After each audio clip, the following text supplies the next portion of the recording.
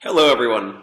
So if you've been following my Instagram page recently, you may have noticed that I've been going in a little bit of a different direction lately.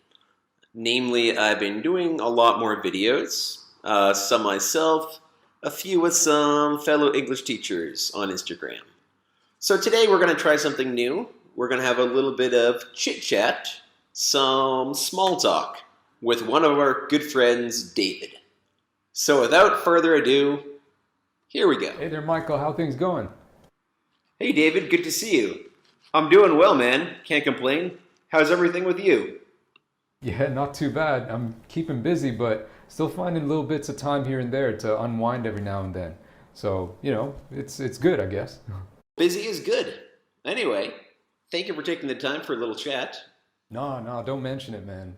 Pleasure's all mine.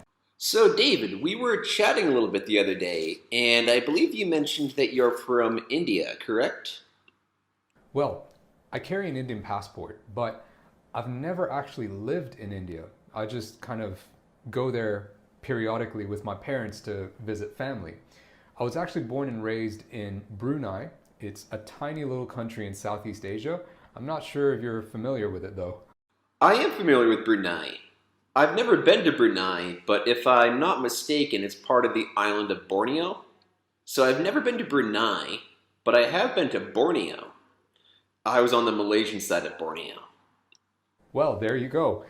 I'm guessing you went to Kota Kinabalu?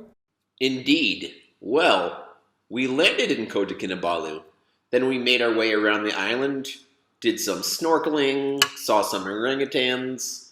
But the big highlight was hiking Mount Kinabalu, without a doubt.